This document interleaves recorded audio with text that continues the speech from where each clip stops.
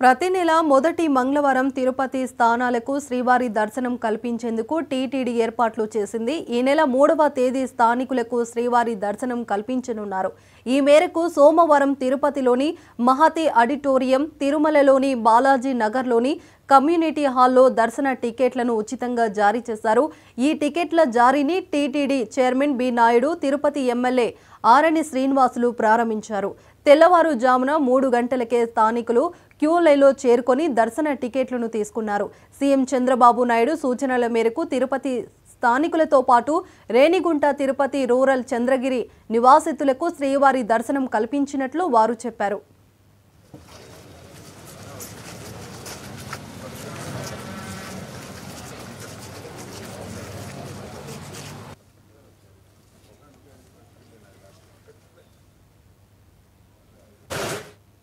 ప్రభుత్వ ఆదేశాల మేరకు స్థానికులకు దర్శనం కల్పిస్తున్నామని టీటీడీ ఈవో శ్యామలరావు తెలిపారు. ప్రతి నెల మొదటి మంగళవారం స్థానికులకు దర్శనం కోసం 2 రోజుల ముందే టోకన్లను జారీ చేస్తామని ఆయన చెప్పారు. కాగా చంద్రగిరి వాసులకు దర్శన భాగ్యం కల్పించిన చంద్రబాబు నాయుడుకు ఎమ్మెల్యే పులివర్తి నాని కృతజ్ఞతలు తెలిపారు. 3000 మంది స్థానికులకు ప్రతి నెల మొదటి మంగళవారం శ్రీవారి దర్శనం కల్పిస్తుంది. ఒకసారి దర్శనం పొందిన వ్యక్తి మరోసారి పొందాలంటే 90 రోజులు ఎదురు చూడాల్సి ఉంటుంది. లక్ష్మీ దుర్గ చాలా హ్యాపీగా అనిపిస్తుందండి. ఎన్నో ఏళ్ల తర్వాత మాకు ఈ భాగ్యం కలిగించింది తిరుపతి ప్రజలకి.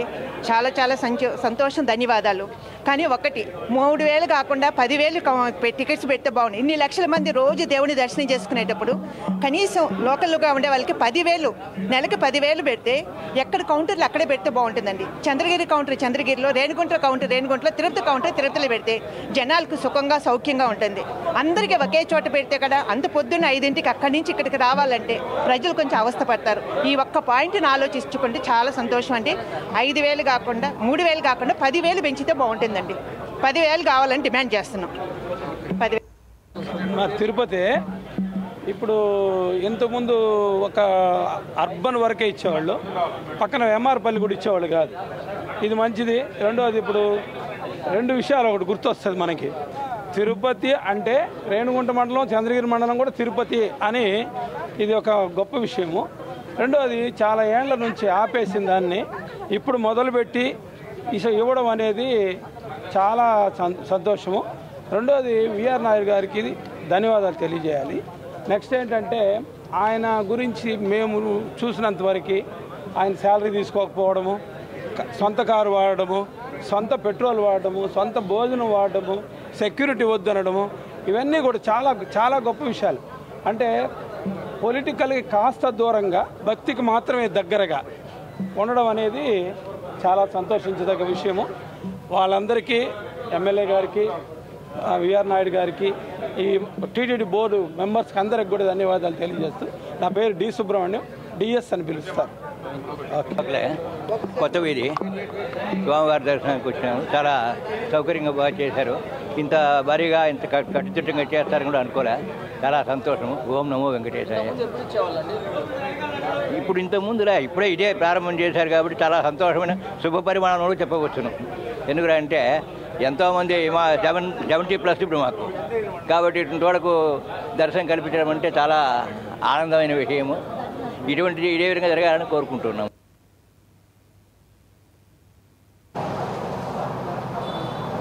ప్రజలందరూ కూడా, భక్తులందరూ కూడా ఆధార్ కార్డులు తీసుకొచ్చి ఈ విధంగా దర్శనం చేసుకోవచ్చు.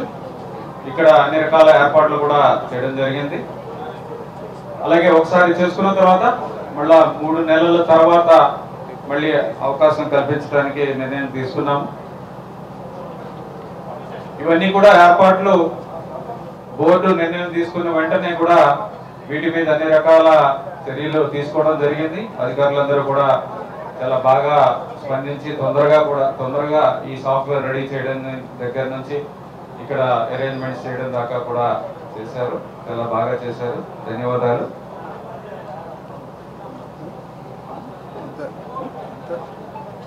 ఈ కార్యక్రమానికి విచ్చేసిన మీ అందరికీ కూడా ధన్యవాదాలు తెలియజేస్తున్నాం. రోజుకి ఎన్ని టికెట్లు ఇస్తారు? కాదు, ఇది నెలకి నెలలో ప్రస్తుతం అయితే 2500 ఇక్కడ కింద 500 పైన డిమాండ్ బట్టి దాన్ని పరిశీలిస్తాం.